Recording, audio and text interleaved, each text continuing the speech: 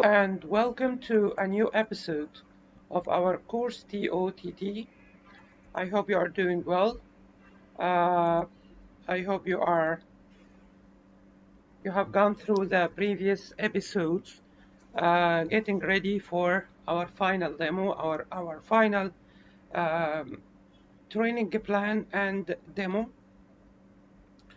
Um, you are welcome to send all your questions and your comments on our WhatsApp group. If you remember previously, we have talked about uh, two distinctive or two jobs that may complete each other's. They are being a trainer and being a facilitator. One of the major differences that a facilitation is closer work. You spend more time with the staff or the trainees, supporting them, helping them to work better during the training session. While the training work starts sometime before the training session, preparing the program, getting training needs, so you can be a trainer all the time and facilitator inside the classroom. Or you can be two persons, a trainer and a facilitator, and both of them can work together inside the classroom. Today we are going to discuss together a third job concerning training, and in my opinion it's much more improved job. It needs a lot of skill and a lot of experience, which is coaching.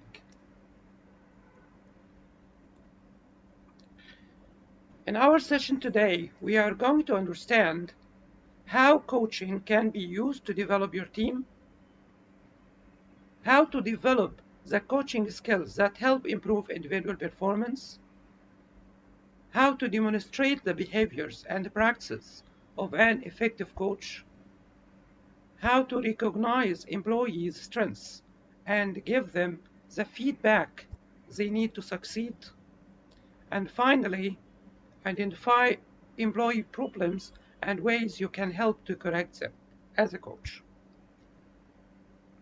Of course, through our discussion, we will be focusing on the distinction among a trainer, a facilitator, and a coach. I repeat that you can be the same person or you can be different people. Let's start with raising some questions.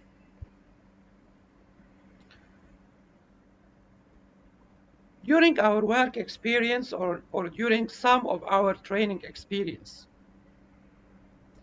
what were the differences between your self-assessment and how your employees assess you as a coach or a trainer or as a team leader? Were these assessments higher or lower than your self-rating? In which areas did you rate yourself highest? In what areas did your employees rate you highest? I mean, what is the difference between rating yourself and your employees rating you? In which areas did you rate yourself lowest? In what areas did your employees rate you lowest? What can you understand from that? Let's watch this video that can help you answer these questions.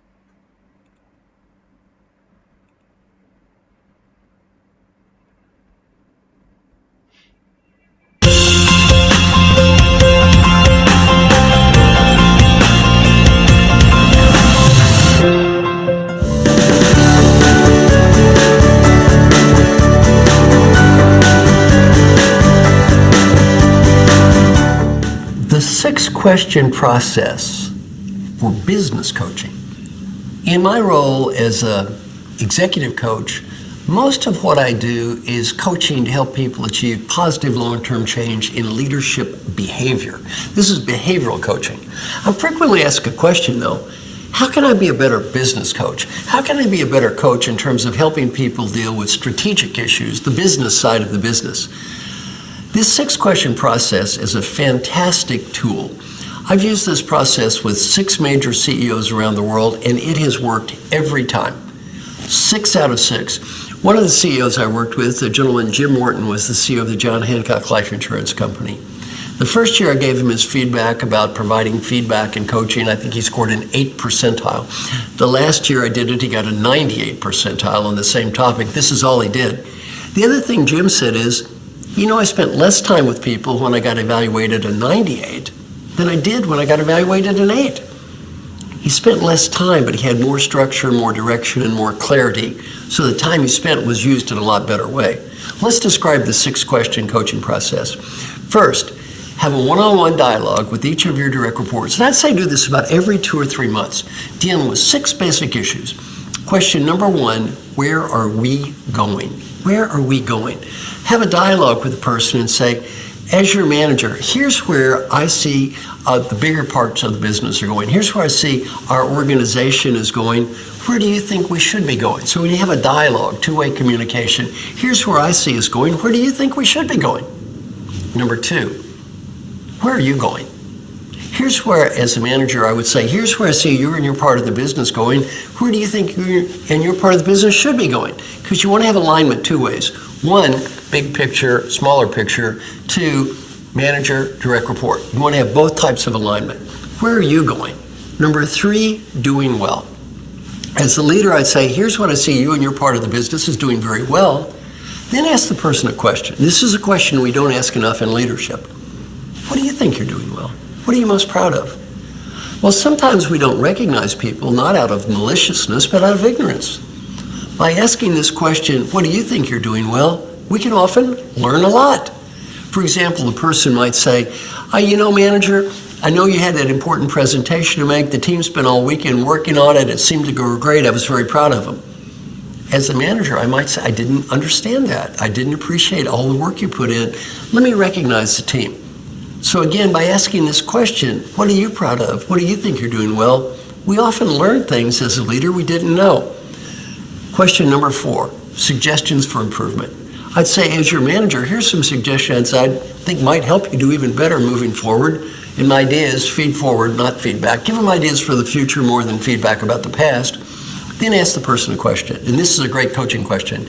If you were the coach for you, what advice would you have for you? Then listen. One of my good coaching clients recently retired, George Borst, CEO of Tott Financial Services. George said he was shocked at how much he learned when he asked people this question. Originally, he thought they'd say fluffy things like, I work too hard and I need to take a little more time off. He was wrong. He said more than half the time, their ideas on how they would coach themselves, he thought were superior to his ideas on how he would coach them. He ended up saying, look, I gave you my ideas, I've thought about it, let's just go with your ideas. A great question. Imagine you were the coach for you, what ideas would you have? A great coaching question. Then question number 5, as the leader, how can I help? How can I help you? We've talked about what you want to do, where you want to go, how can I help you get there? And then number 6, what suggestions or ideas do you have for me that are going to help me be more effective as your manager? What suggestions do you have for me? 2 ways, not 1 way. Everybody's trying to help each other. Now, here's the key to making this process work. It's something called mutual responsibility. Mutual responsibility. As the leader, what I would say is, once every 2 or 3 months, I'm going to go over these 6 basic issues with you. If at any time you feel a sense of ambiguity, confusion, not clear on priorities, not clear on direction, I want you to take responsibility to come in and talk to me. If at any time you need more feedback, coaching, please take responsibility. If I take responsibility to do my job every 2 or 3 months and cover these 6 basic questions, and you take responsibility in between time, there is absolutely 0 reason we should have any confusion or doubt in terms of clarity, in terms of direction, in terms of coaching, or in terms of feedback. Mutual responsibility. I have never seen this process fail. So as a leader, you want to do a better job of providing clarity, better job of coaching, better job of feedback, better job of recognition. The 6-question process can help you get there.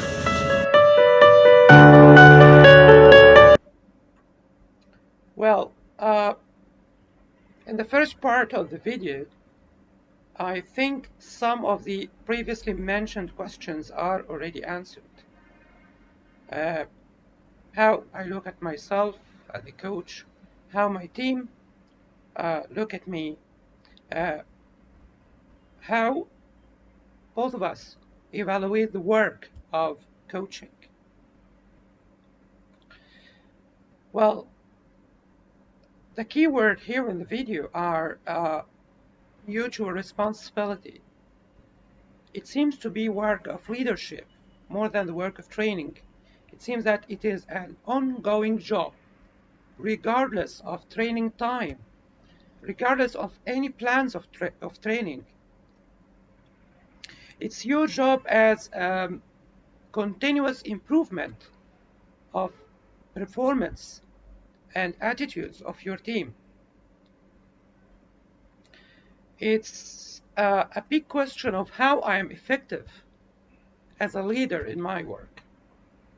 Based on this, what do you think the definition of coaching is? Try to think of that. Well, different schools define coaching in different ways. One school suggests that the person being coached is the one who is supported by having all the answers. We just help them, the people, the team, to find that answer. We are like facilitators. So this definition refers that a coach in some way is an all-time facilitator, not only a training facilitator. The other school of thought suggests that we have an obligation to share some of what we have already learned, and we are more of a partner in the coaching process. That the coach is a person of more experience, better background of work, better information, and better skills. And his responsibility is to share all this with the rest of the team. And he looks like just a partner in the team, one of the team.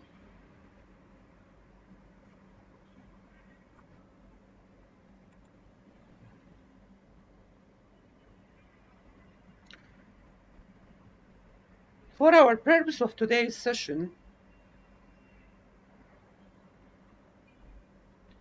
I think we can apply this definition. Coaching is based on a partnership, team partnership, that involves giving both support and challenging opportunities to employees. It seems that this definition combines both previous schools. When I say partnership, to give support, so now you are a team partner. You are one of the team. You have your role, your part of work, as well as the other members of the team. And when I say challenging opportunities to employees, so you seem to be a facilitator.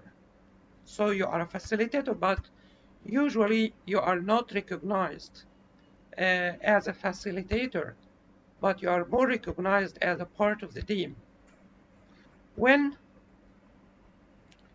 your leadership role is not so formal, it seems that you are more effective. You are a leader, but not playing a leadership role. You are playing a support and challenging your team role.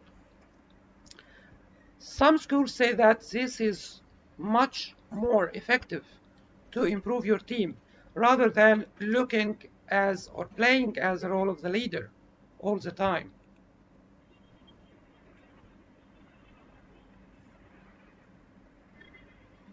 If there is still some confusion between a facilitator and a coach, so let's ask ourselves some questions.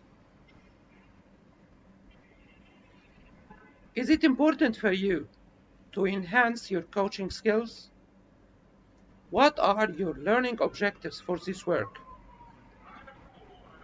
What types of coaching situations do you find in yourself?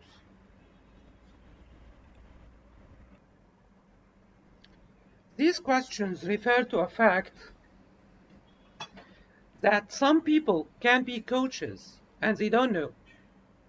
Ask yourself, do you work alone or in a team? What is the mutual relation you have with your team? How far you are a support for your team? How much you help? How much you guide them? Not necessarily you are a leader of the team, but you can be a great support.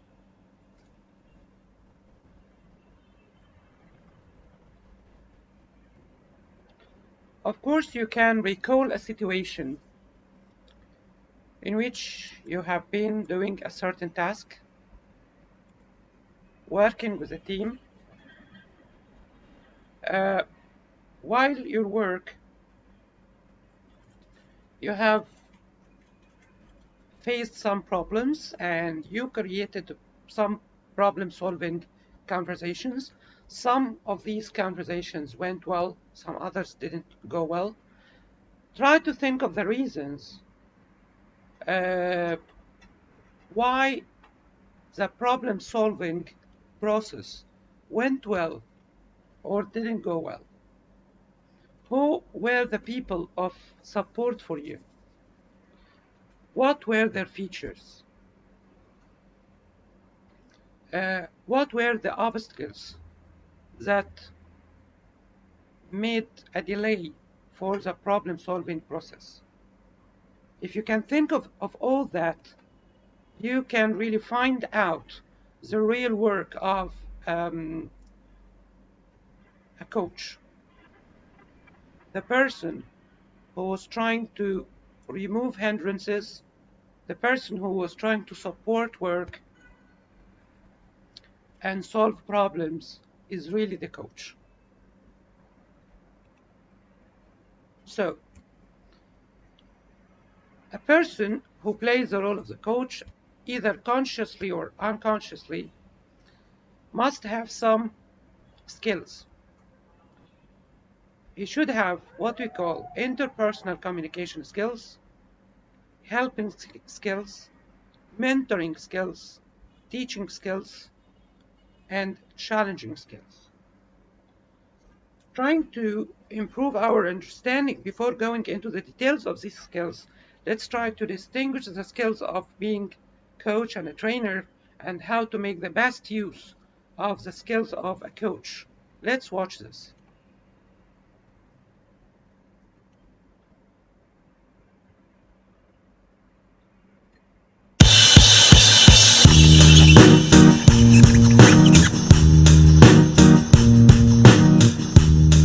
If you are in a position of leadership, then you've probably heard the terms coaching and training not only used, but used interchangeably. But are they interchangeable? The answer is no. Training relates to the teaching of knowledge or a skill and is commonly delivered over a short period of time, such as in a seminar, orientation, or a classroom setting. Training relates to new information. Coaching, on the other hand, is an ongoing interaction between a coach and a learner, with the coach not teaching the learner, but rather challenging the learner to improve in both awareness and approach. The difference between training and coaching is similar to the difference between a college professor and a college basketball coach. To improve his students, a professor provides general knowledge, and it then becomes the student's responsibility to learn and apply that knowledge as they see fit. To improve his players, a basketball coach isn't necessarily teaching them new information. The team already knows how to play the game of basketball. What a basketball coach does is motivate and challenge his team to sharpen their skills, to improve both their awareness and their approach. A basketball coach shows the team choices. If training is about teaching you general knowledge of the game, then coaching is about sharpening how you approach the game. In a challenging economy, both approaches are needed. However, what many leaders don't understand is that since training is knowledge or process-based, it is often too generalized to provide a very high return on investment. According to research, the long-term retention rate of training alone is less than 20%. However, if that training is accompanied by coaching, the long-term retention rate soars to over 80%. Listen, we get it. It's so much easier to just contract out a few days of training each year. That's an efficient approach. Unfortunately, it's not an effective approach. Bottom line, in a competitive economy, your team doesn't need you to keep stacking on more knowledge. What they need is the ongoing motivation, support, and direction that only coaching can provide. Hey, happy, I'm feeling glad I got sunshine in a bag. It was very interesting to compare the work of a business coach and a basketball coach. I don't know which one do you prefer, but one of the most interesting comparisons presented in this video is the difference between a trainer and a coach. Trainers work in a limited time for a definite purpose, but coaches work all the time. They present support all the time, not in a clear way, but their effect can be noticed through the advance and the improvement of the work.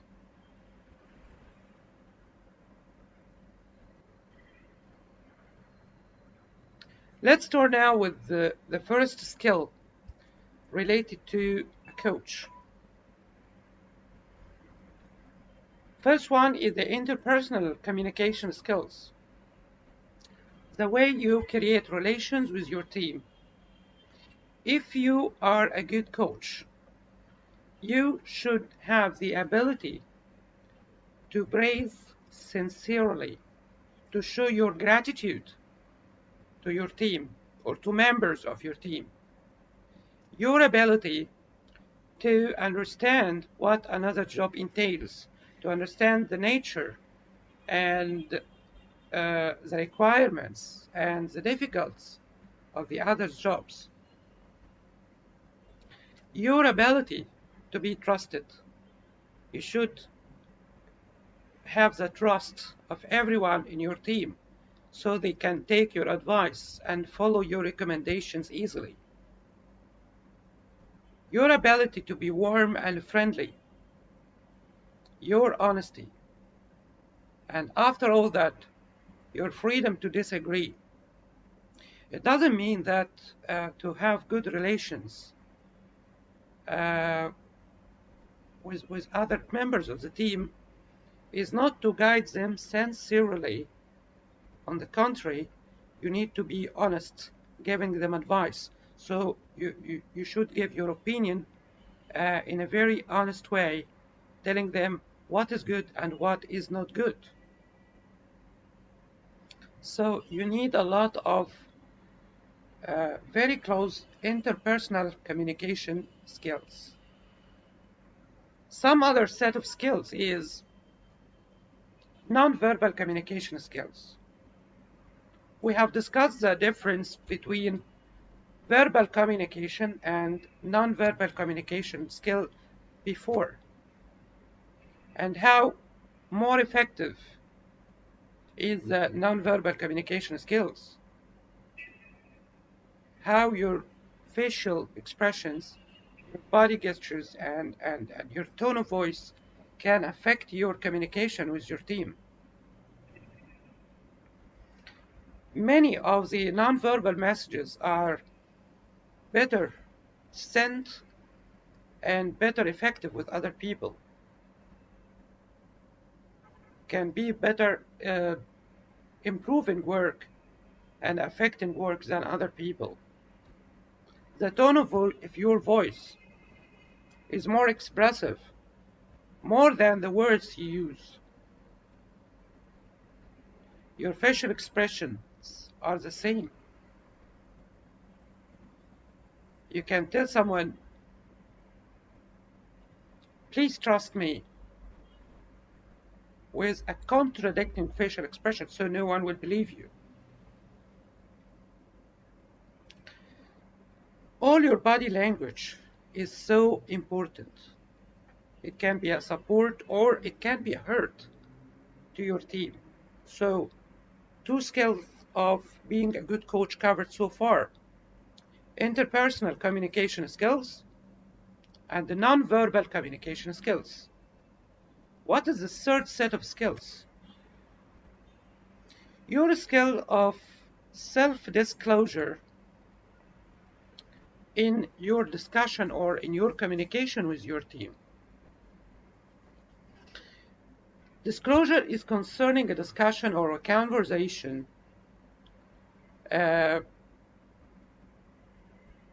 exchanging information and exchanging experience with your team.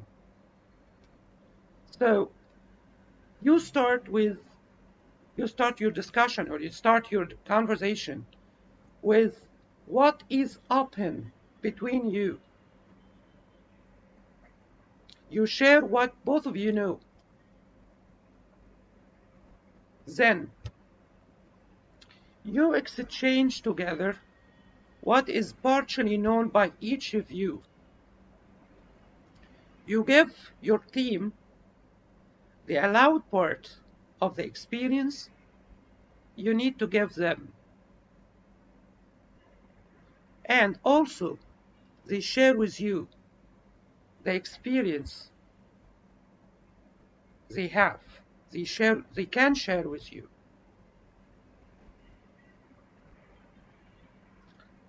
After all that discussion, a part of both your experiences is still hidden. For example, previous experience you have gone through, it gives you a hurting feeling you don't like to share with us or with your team. And maybe they have the same thing. So, how to be skillful to make the best benefit of the open and partially open experience you can share with your team in order to improve work, and how to minimize the effect of the hidden experience between you and your team. How to use all the previous experience as a great support, selecting what can be discussed and what cannot be discussed.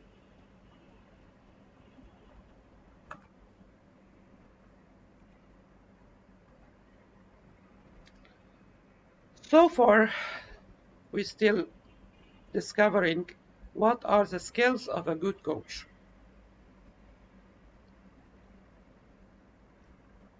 We move to the higher coaching skills, or what we call the critical coaching skills. Try to give your employees some problem-solving clues, such as determining pros and cons of various options. Try to help your team take decisions by themselves. Don't offer solutions by yourself. Don't jump to solutions yourself. Try to help them go to the process, not only find solutions in their own way, but guide them to take the right process of finding solutions. For example, if your team has a problem assessing students, of course, they do not have zero experience of assessment. Each one of the team has gone through some sort of experience of assessment, but all of them are not happy with their assessment tools or with the assessment tools their schools give them. Try to discuss with each of them in the group, in public, what assessment strategy they have tried,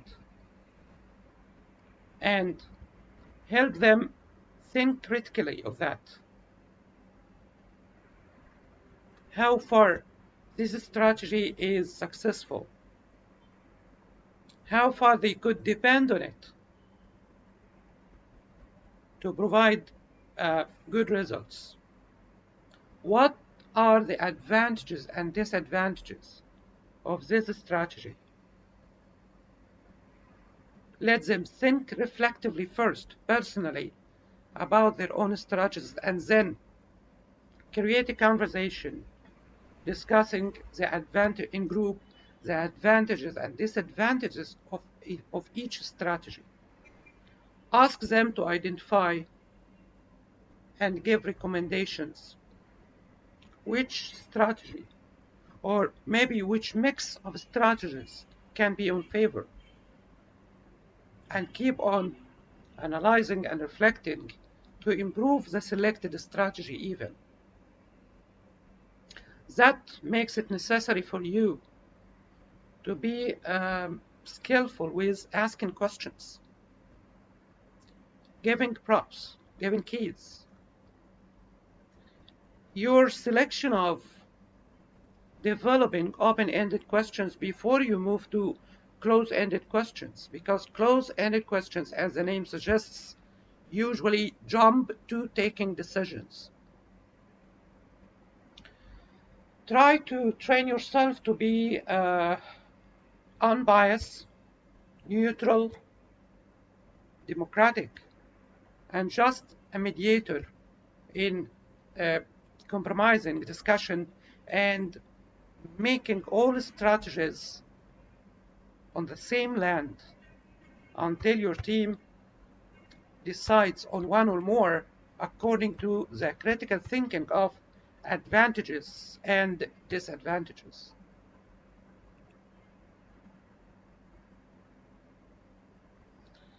A part of coaching skills is the mentoring skills. A coach is very close to be a mentor and very close to be a facilitator. But again, a coach is closer to being a mentor in the sense that his work continues and is going on all the time during the job.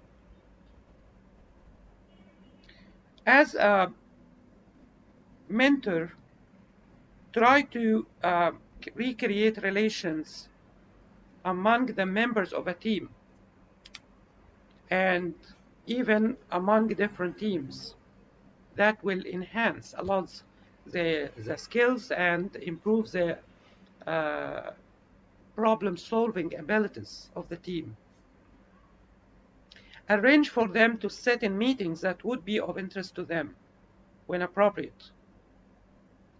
Help them find other mentors in areas where you have very little knowledge and they have interests. Talk about their future with them so you can learn more about what they want to do and help them see opportunities for getting there. Keep your eyes open for positions they might be interested in applying for. So, through your work as a mentor coach, you do not offer help and learning to your team, but you help the team members to learn from each other and to learn from other teams, to exchange experiences. So also you can help them apply and be confident of what they have learned. You are ready all the time to support, to prevent or to reduce different mistakes. Next higher skills of coaching is teaching skills. Usually as a coach, you find yourself often in a teaching position. Maybe you don't like that, maybe you are not very good at that, but you find yourself doing that in a way or another. You find yourself giving direct recommendations, even direct instructions. You find yourself in a position when one or more members of the team ask you directly about some experience or some information. You have to be patient with teaching your team. You have even to be patient with mistakes. Try to give or try to provide all the time these learning opportunities, but try to make them indirect as much as possible. Try to encourage self-learning at every suitable chance, but you are always there if they cannot continue with self-learning.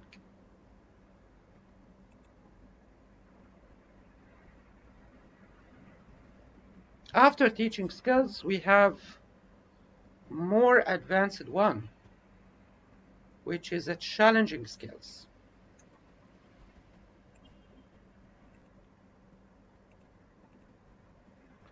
Challenging skills are one of the distinctive rules for the perfect coach. It makes them different from a mentor and a trainer. A mentor, a facilitator, and a trainer are more secure concerning this part, but a coach should offer opportunities to force the team up to the maximum of their potentials. The coach can be providing challenging situations where to find out what are the highest potentials for the team. But that can be under one conditions, to be safe and to be clear with the objectives of the situation, not to put the team under stress they cannot bear, they cannot tolerate, under stress that can affect them negatively. A coach should offer challenging situations with very clear expectations, and even should share these situations and these expectations with the team, not to put them under these situations subconsciously.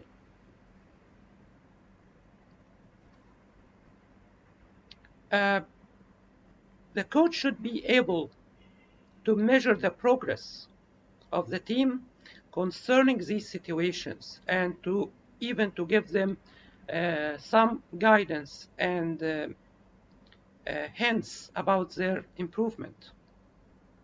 These situations should be designed following some smart objectives and following a plan, an accountable plan, a plan that can be followed and that can be controlled at any time. For example, at schools, a coach should ask a teacher to finish up with some activity in a certain limited time with a large group of students, and find out what is the best that teacher can have. That the staff or the team can get to results over the expectations of the coach, and that is the main objective of coaching, and which makes it a better position than, sometimes a better position than training and mentoring. So the team can improve unexpectedly well.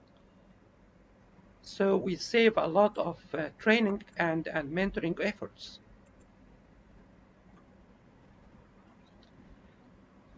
One of the basic skills for a coach, again, is communication. We have discussed previously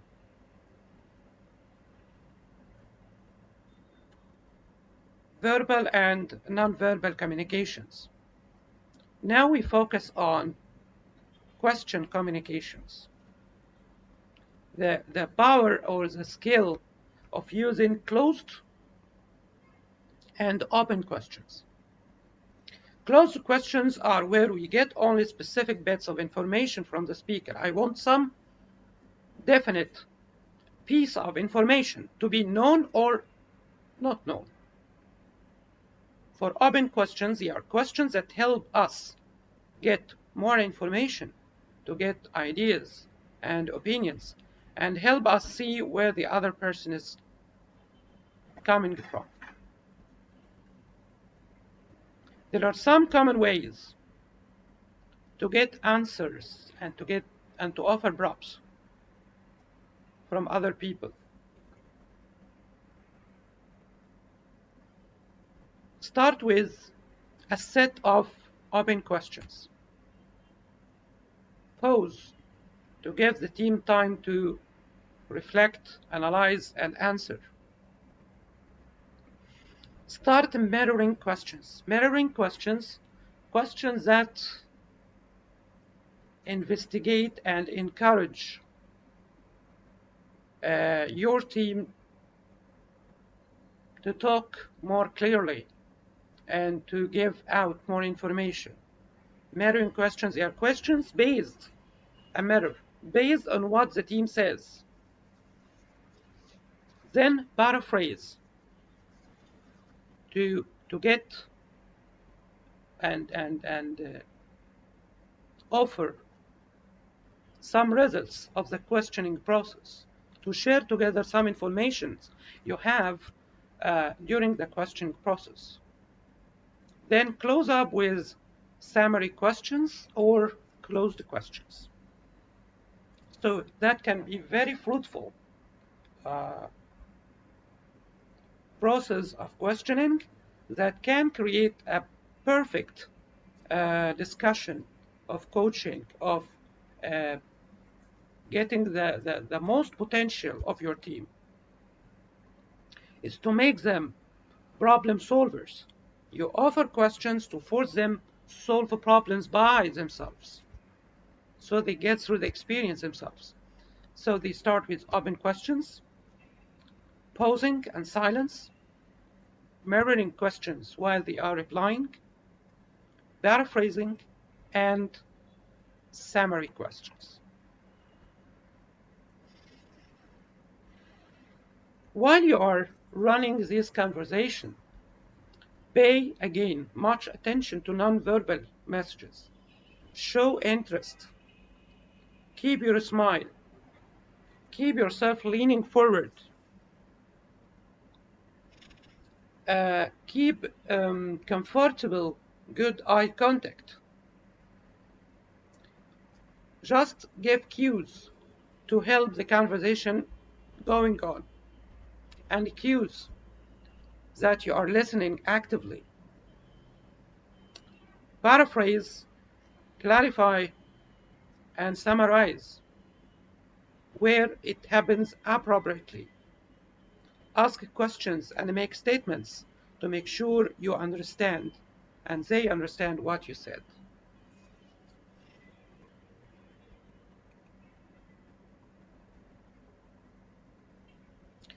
Be careful to satisfy your team's learning needs, to satisfy their learning styles.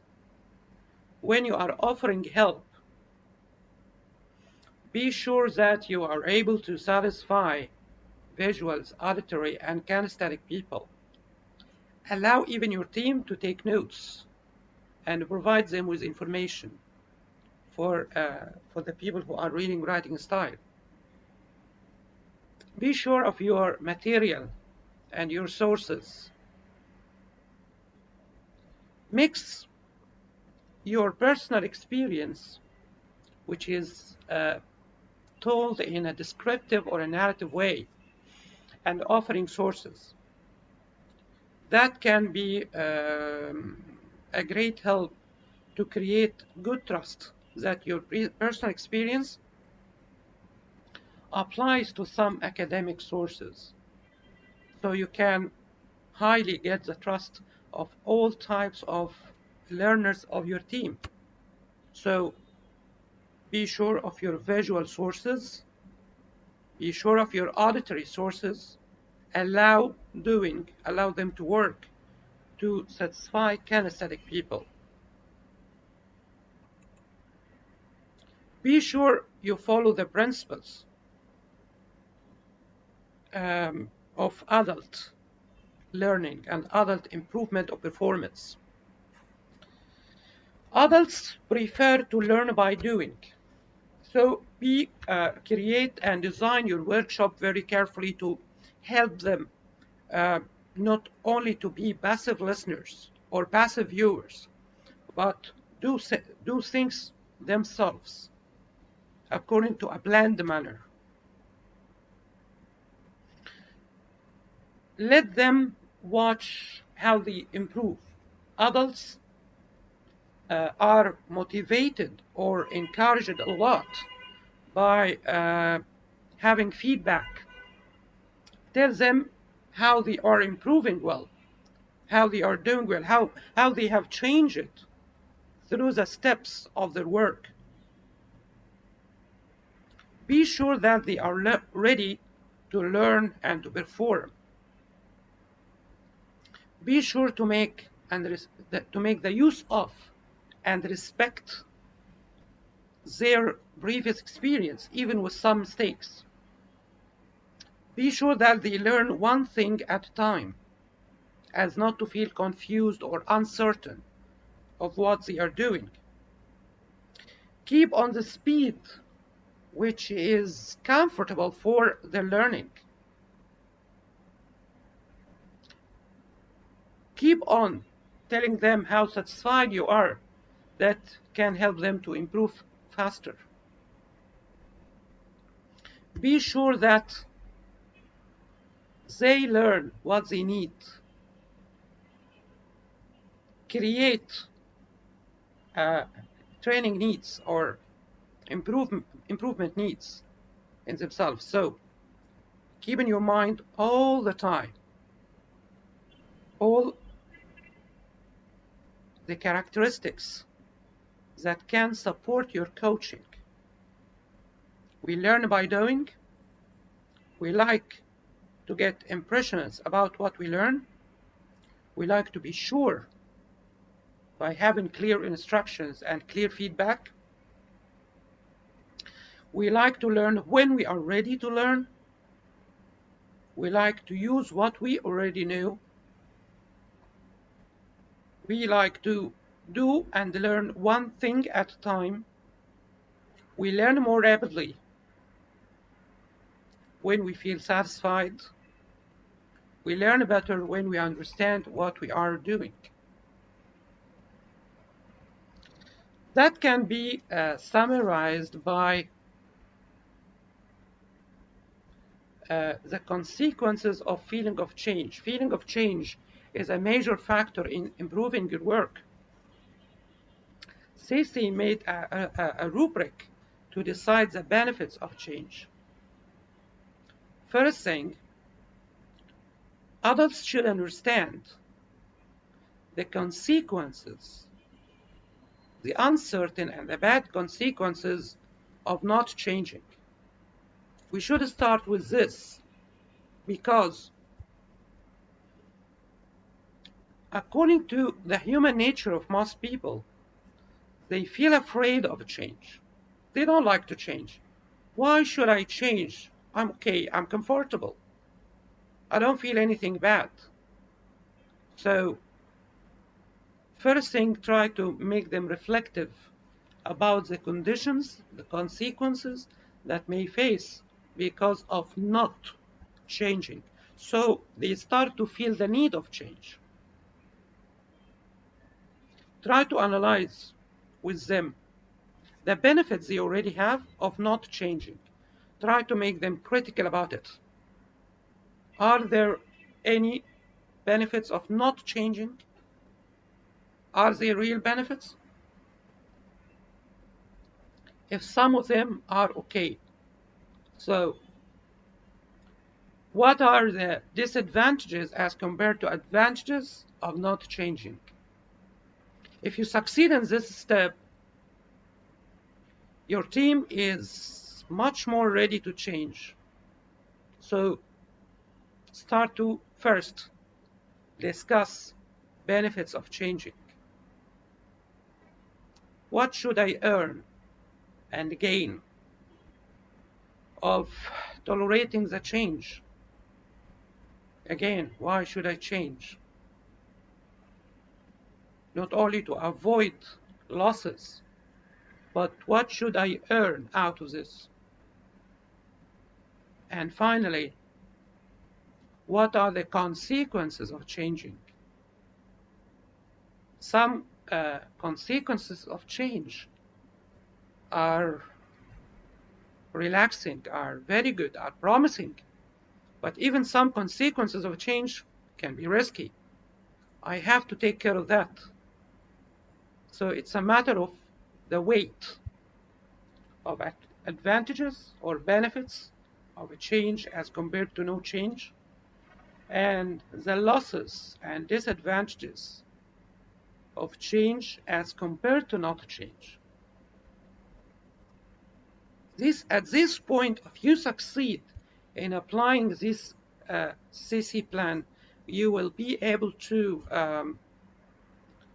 be more convincing, and your team will be ready to change.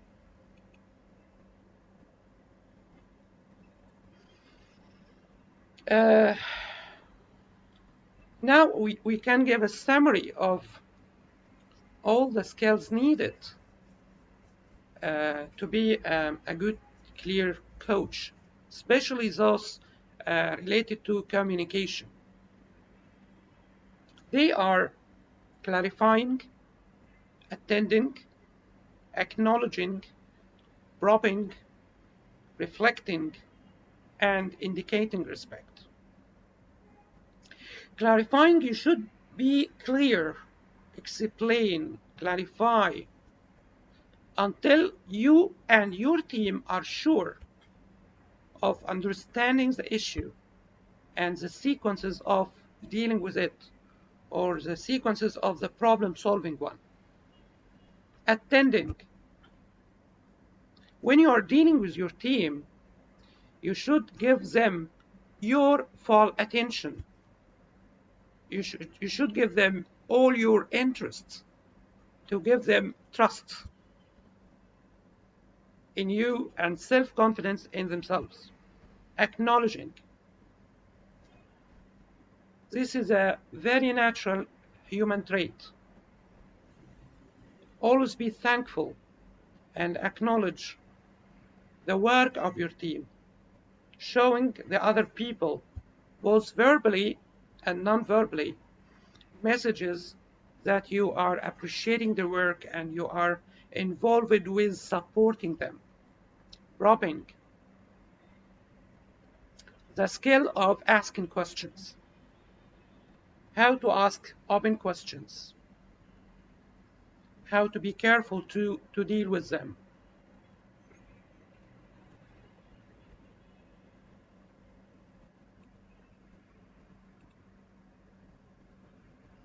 We have gone through the skill of questioning and how your skill as a coach using open-ended questions, summarizing, and closed-ended questions can keep the conversation of problem solving going to its maximum, getting a solution for all problems so easily. Then reflecting. Similar to paraphrasing, uh, paraphrasing here is for the sake of reflecting. In that, you create an echo, a repetition, and collection of ideas uh, to paraphrase and to improve better understanding for both for you and your team of the issue and of the problem and its solutions. Finally, indicating respect. That should be continuous all the time, no matter how things go. No ridiculing, no humiliating, no rejecting, open rejecting, because that can stop the process of problem solving.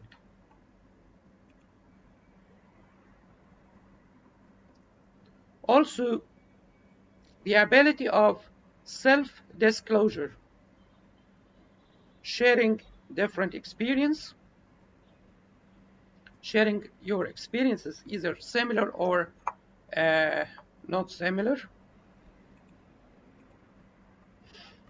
uh, taking notes about that, immediacy, taking action, taking immediate actions, writing decisions that give a lot of security, summarizing, pausing to gather up the key points of the conversation, correctness, concertness, how you are specific and clear and definite by giving examples and illustrations. Resourcing, the skill of being personal at the same time using references and resources to improve your opinion. Confirming, agreeing or disagreeing openly on strategies on how to move to the next step.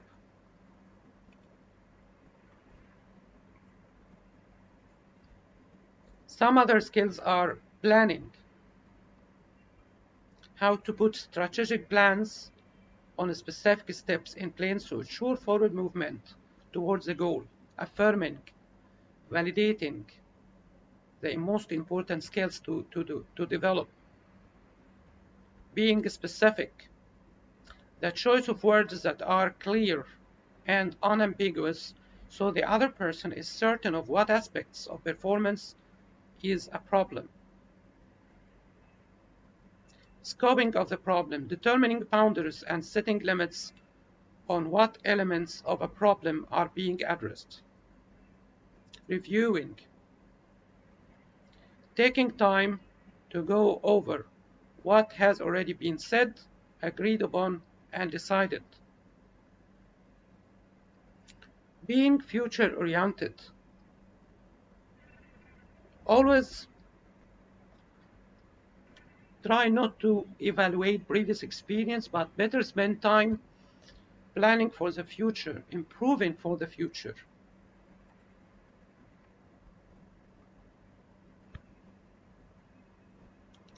Still, skills involved in coaching. Dropping the agenda. Make your employees or your team clear about what to discuss, what is their plan, what are they going to do the next days. Keep them on a clear plan. Developing information, listening, asking questions, reflecting, until both of you have clear information about what to do. Confirming, reacting to opinions, uh, watching how you improve, giving clear data, always being or always have confirmations. So again, this is a summary of how can we improve our coaching skills. Let's just jot them down again. Clarifying, attending, acknowledging, propping, reflecting, indicating respect, self-disclosure, immediacy, summarizing, concertness, resourcing, confirming,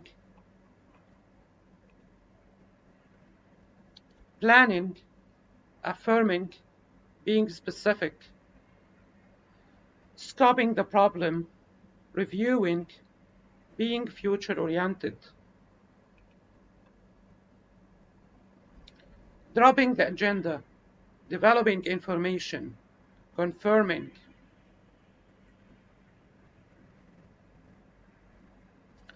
So we are ready now to create what we call a coaching session or a coaching model. You just can create your coaching model based on 4 simple steps. Number 1, decide where are you? Where do you want to be? What are your options to improve for the future, to make things better? What steps will you take? Give feedback and prompt self-reflections. Again, decide on your status quo, your present, current situation, and decide your objective. What are the options of achieving your objectives? Select or decide on options and remake them or form them into actual steps, things to do. Be sure to provide continuous feedback and self-reflection and self-modification. Steps 1 and 2 are decided at the very beginning of the coaching plan, while steps 3 and 4 are improving and modifying all the time.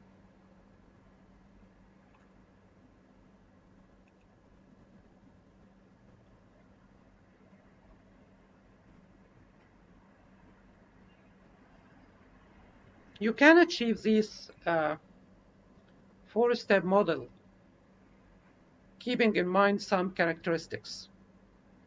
Using questions to prompt discussion on good progress. Reaches agreement with your team on progress made. Checking their understanding. Give praises and motivation.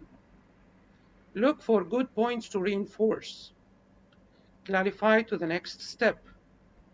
Make it clear that your team is sure and certain moving forward to the next step.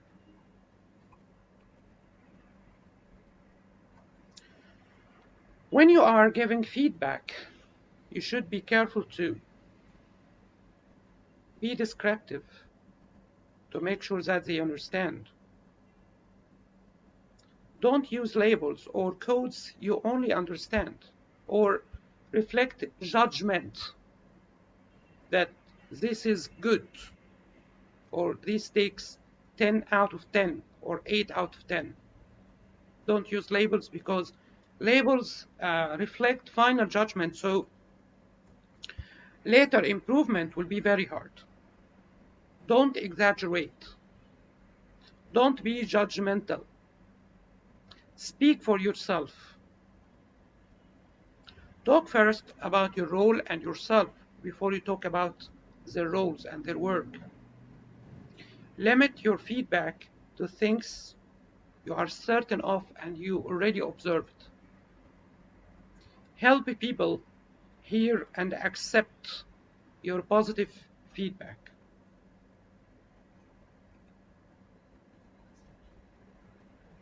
Again, there are very nice ways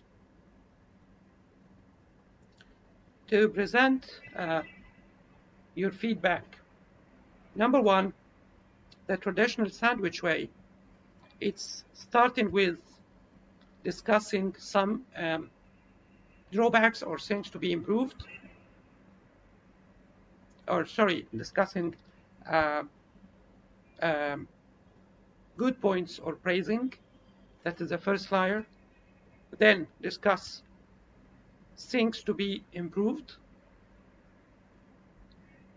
Then end with praising. If you want to be more certain and more confirming on things to be improved, end with them. This is the open face sandwich. All the time, give a praise, give positive motivation. And finally, suggest and confirm behavior of change. Usually, in the very beginning of coaching practice, some mistakes or some problems happen. Let's watch some of them.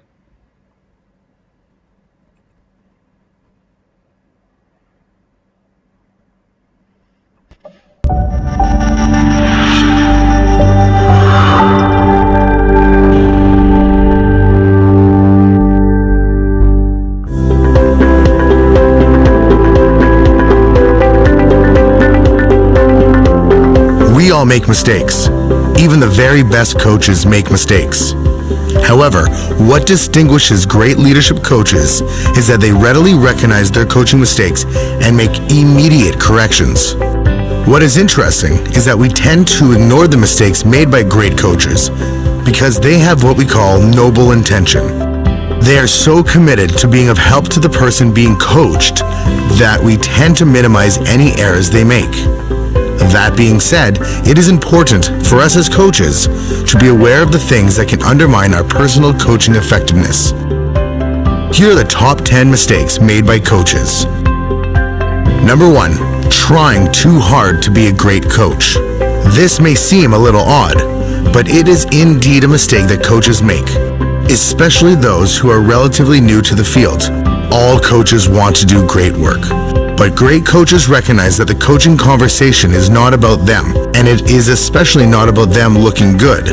At their best, coaches are completely oblivious to their own performance and completely focused on the person being coached. Number 2, working too hard.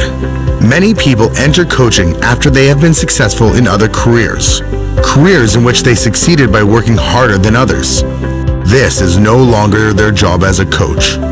Great coaches invest their energy in listening, thinking, and speaking in service of the person being coached, while at the same time encouraging and challenging them to do the hard work. Number 3, not saying what needs to be said. Sharing their intuition and insights is one of the greatest gifts that coaches can give those they are coaching. Sometimes coaches are hesitant to share their gut feeling for fear that they may not be correct. If your intuition is of service to the person being coached, share it anyway. They may not even hear this from anyone else. Here is the measure of the coach. Are you walking away from the conversation knowing that nothing important was left unsaid? Number 4, neglecting to ask the person being coached how you can be most helpful. As leaders, so many of the conversations and meetings of which we are part require us to own the agenda. As the coach, you do not own the agenda. The person being coached does. Starting the conversation with a question such as, how can we make this coaching conversation most useful to you, allows the person being coached to own the agenda and the outcomes. Number 5, assuming the person being coached is a challenge to overcome or a problem to be fixed. We are very transparent. People know how we view them. If we enter the coaching conversation trying to fix the other person in some way, they will know this. The person being coached must feel as if their coach cares about their well-being and sees the best in them, not the things that need to be fixed. Coaching is not a project, but rather a special relationship and deep conversation. 6, talking too much. With the very best of intentions, sometimes coaches simply talk too much. A good rule of thumb is that if you are doing more than a quarter of the talking, you are probably not coaching. You are probably showing off.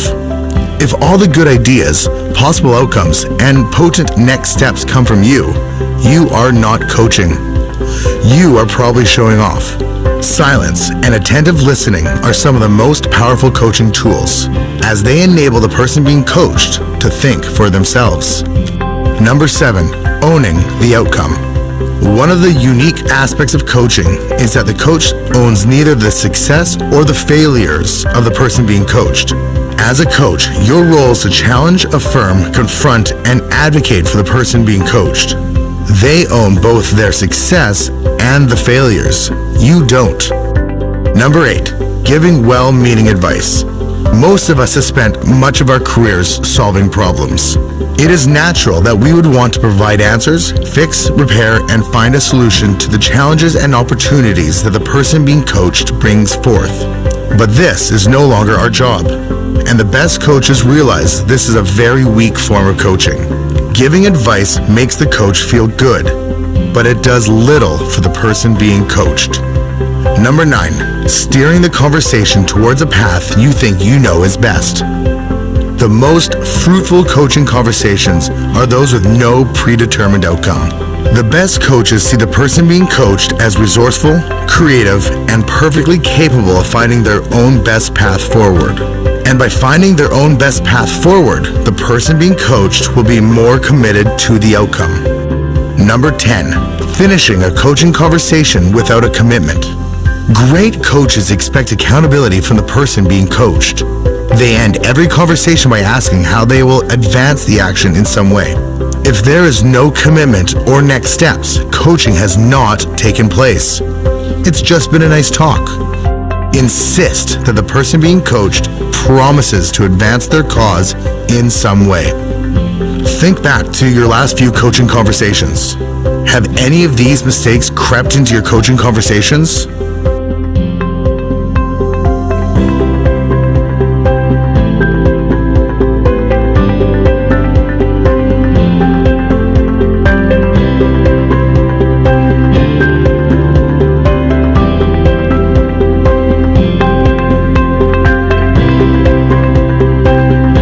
By being aware of these potential mistakes, coaches can be a lot more intentional about not making them. Blue Point Leadership Development. So these are some of the coaching problems or mistakes that might arise while your coaching career. Some other problems that might arise even if you are careful and that they need more care is that, for example, a staff member is hard to admit and will not admit that his or her behavior is wrong and needs to be improved. So you need to be more convincing and more resourceful. Another problem that one of the team feels that he has followed your advice, but there is no change, or there is no much change. So you have to reflect on your way of giving feedback and giving commitments. You have to be careful to be clear or clearer to that member. Also, a staff member can be angry about some policies that change it in the department or in the section based on your coaching responsibilities. Again, that person or that member is missing a lot of the discussion that you should have created in the beginning about analyzing the current situations and how it is necessary to create changes. So that member is usually surprised with the results and with the changes. Also, some people refuse to accept responsibilities of change. They just want to see the change, but feel that they are not responsible for change. These 4 problems explain why we discussed together for most of this session the skills of communication, because actually all these problems can be solved or even avoided if you create a good communication scheme with your team from the very first seconds of the coaching process.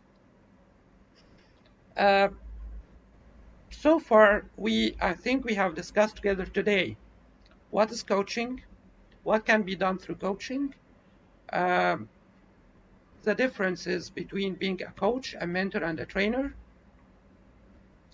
What are the skills you should have as a coach? What are the advantages of coaching that it can result in change that can save a lot of training programs and a lot of other efforts. Also, we discussed together what are the mistakes and the problems that can affect coaching negatively. I hope you liked it. Thank you. Goodbye. Follow your WhatsApp group for something that I'm sending you within the day, inshallah. Thank you very much.